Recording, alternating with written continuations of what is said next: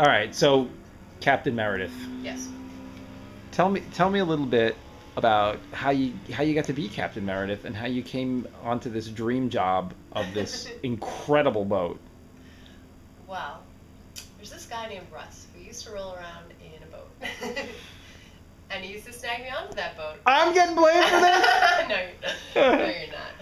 No, no, no. My love for boating was way back when. I used to, my family inherited a boat from a friend, and everybody stared at it for a full 2 summers, looking at it as if it was going to, like, move itself. And I was about 11 at the time. Finally, I got sick of kind of waiting for somebody to figure out how to use it and take me tubing. So I said, all right, Mom, do you care if I go ahead and try to work on that boat a little bit? She's like, I don't know.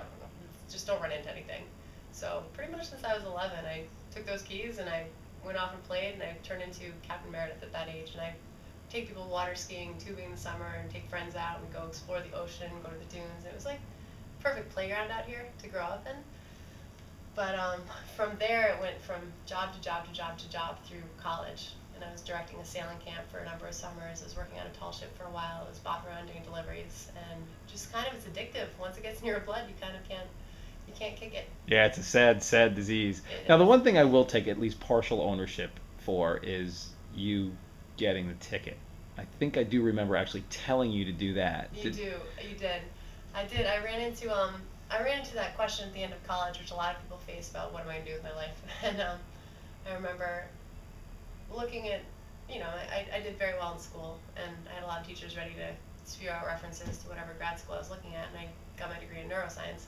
And I sat there kind of at the crossroads. I was like, man, I really like this boating thing. And there's a lot of world out there.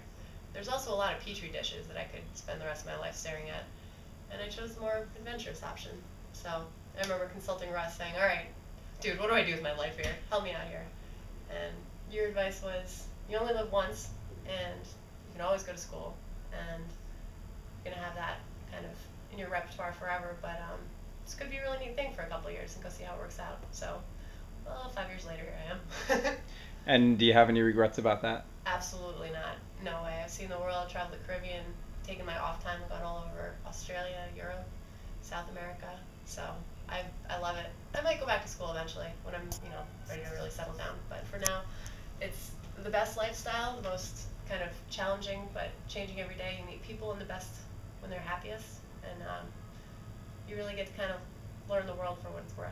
So I am so glad that I got a chance to catch you before you left for the Caribbean. I mean, we just talked about this. This was literally the last Are you opportunity I kidding? had to talk to you before Oh, you no left. way. I'm so glad I got to catch you before you got dropped into some indigenous culture somewhere and learned alternative medicine and harassed them with all of your crazy, exotic, fun behavior. So you're going to have a blast. I hope you get that gig.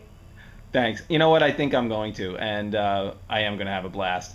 And you know what? If I don't get the gig, I'm still going to have a blast. I have no doubt about that. One day I'm going to descend upon you in St. John, and then we'll figure out something cool to do Give down it there. up. Anytime. Cool. Boat's open. Let's go sailing. Thanks. Cool.